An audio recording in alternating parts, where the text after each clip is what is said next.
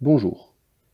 Le groupe Vintech, Vinexa Technologies, notamment composé des sociétés La Halo System et Best Medical Concept, va vous présenter cette vidéo sur le syndrome d'apnée du sommeil. En effet, la problématique est la suivante.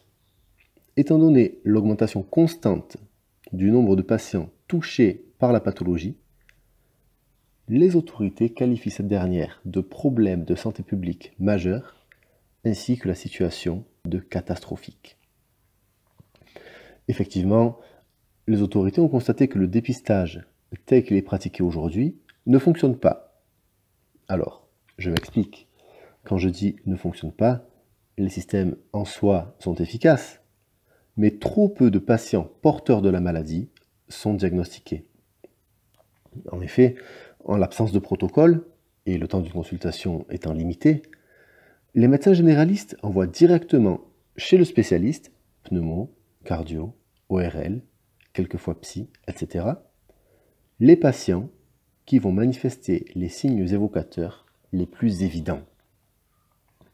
Or, ce mode de fonctionnement ne permet de dépister à aujourd'hui que moins de 20% des patients concernés, ce qui, au final, a pour conséquence directe d'avoir plus de 80% des patients porteurs de la maladie qui ne sont pas diagnostiqués et a fortiori pas pris en charge.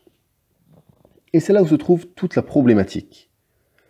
Pourtant, les conséquences sont extrêmement lourdes sur la santé et vous les connaissez. Je n'ai donc pas besoin de m'attarder sur le risque d'AVC multiplié par 5, l'hypertension, le diabète de type 2, l'obésité, la fatigue chronique, les conséquences psychologiques telles que dépression, perte de libido, impuissance, sans parler bien sûr des risques d'accidents de la route et d'accidents du travail dus à la somnolence. De plus, depuis peu, le corps médical a trouvé de très grosses corrélations entre le syndrome d'apnée du sommeil et le cancer. En effet, selon 2 études menées sur environ 5000 personnes chacune, une aux États-Unis et une en Espagne, 65 et 68% des patients souffrant des SAS et non pris en charge ont eu tendance à développer un cancer, lequel, chez les patients qui n'étaient toujours pas pris en charge, était extrêmement agressif et 5 fois plus mortel. On sait aussi qu'on ne peut pas, ou pas encore, soigner du SAS, mais au mieux le stopper là où il est, la pathologie allant en empirant et pouvant mener à des situations qui, en plus de mettre en danger la vie non seulement des patients eux-mêmes, mais aussi de leur entourage, entraînent des soins qui reviennent très chers à la sécurité sociale et par conséquent à la collectivité. Pour éviter d'en arriver là, les spécialistes, les autorités et la sécurité sociale elle-même ont déterminé que c'était aux médecins généralistes, lesquels sont en première ligne, de dépister leurs patients. Selon la HAS, 7 à 10% de la population globale est concernée. D'après le docteur Mélier, spécialiste du sommeil au CHU d'Angers, c'est jusqu'à 30% de la patientèle des médecins qui est concernée, du fait de la forte concentration de patients fatigués, hypertendus, obèses, etc. Ce qui signifie qu'en se basant sur les chiffres les plus bas, les 7 à 10%, un médecin qui ne verrait ne serait-ce que 20 patients par jour en aurait dans le lot au moins 1 ou 2 qui seraient positivement apnéiques. Mais ce que l'on constate, c'est que les généralistes envoient au mieux 2 à 3 patients par mois chez le spécialiste, soit seulement 10 à 20% maximum des patients concernés. Mais c'est normal. Vous-même, à peu près, combien de patients envoyez-vous chez le spécialiste chaque mois? C'est bien pour cela que les autorités ont fait un effort particulier pour encourager davantage le dépistage auprès des médecins généralistes, au vu du problème de santé publique majeur, des conséquences directes sur la santé et du coût que cela représente pour la collectivité. Donc une cotation spéciale a été mise en place. GLQP 007, 145,92 €. Qu'en pensez-vous? Effectivement, malgré cela, on s'est rendu compte que trop peu de médecins généralistes faisaient du dépistage, On a donc enquêté pour comprendre pourquoi, et à en croire vos confrères, les deux seules raisons qui expliquent cela sont 1.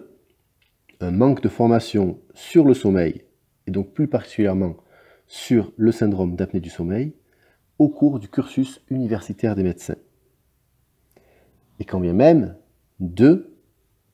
Vous ne disposez pas aujourd'hui d'outils simples et rapides pour diagnostiquer la pathologie.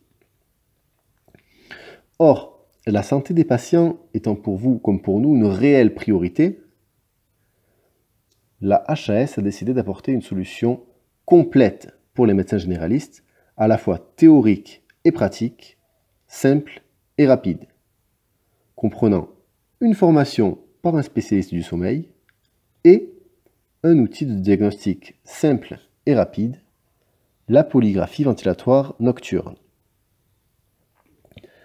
Alors, pour ce qui est de la formation, elle va simplement vous aider à voir comment dépister, comment interpréter des résultats, comment suivre les patients touchés, comment les prendre en charge et éventuellement quand les passer aux spécialistes. Pour ce qui est de la polygraphie ventilatoire nocturne, c'est donc cet appareil que l'on va utiliser, qui se met comme une montre. Et donc, vous avez ici tout ce qui va vous servir à appareiller le patient, à savoir une ceinture thoracique sur laquelle on va venir brancher 2 électrodes pour capter justement les efforts thoraciques respiratoires. Vous avez un oxymètre en haut à gauche pour les désaturations en oxygène. Vous avez un capteur de mouvement pour les positions du patient pendant le sommeil. Vous avez bien sûr une canule nasale pour tout ce qui est flux respiratoire.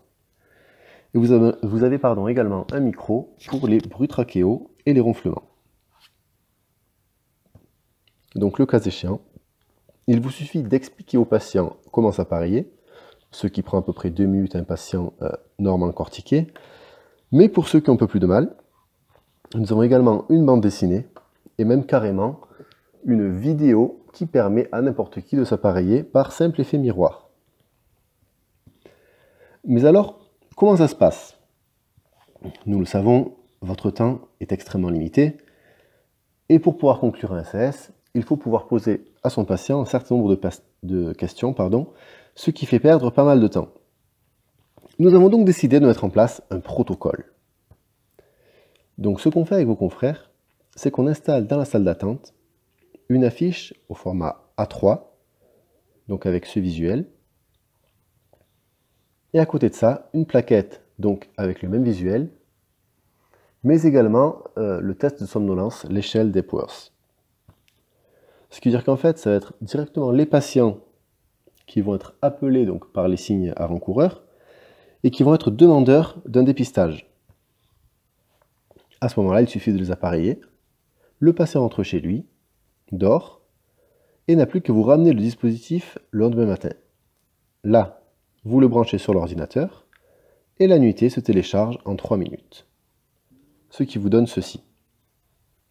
Le plus important à regarder en priorité, c'est ce que vous avez là en haut à droite, l'indice d'apnée-hypopnée. Au vu de la sécurité sociale, un patient qui aurait plus de 30 comme indice d'apnée-hypopnée doit immédiatement être mis sous PPC. C'est également le cas si le patient a entre 15 et 30 et qu'il fait plus de 10 micro-réveils à l'heure. Pour le reste, c'est quelque chose que vous verrez directement en formation. Vous verrez également tous les tableaux récapitulatifs qui sont fournis, ainsi que le détail des courbes du sommeil du patient. Maintenant, en tant que praticien, quel est votre avis sur la solution que nous vous apportons? Donc, si vous étiez équipé de ce dispositif, à votre avis, à combien de patients pourriez-vous faire de dépistage par semaine?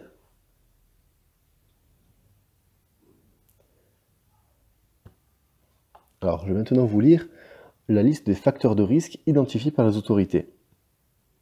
En fonction de cela, réfléchissez-y en même temps.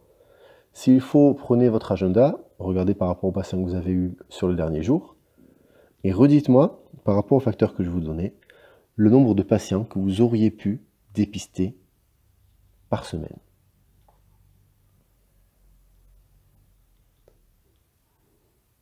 Effectivement, notre but est vraiment de vous permettre de dépister un maximum de patients pour les prendre en charge. C'est pourquoi nous avons proposé cette solution. Je vous remercie de m'avoir écouté.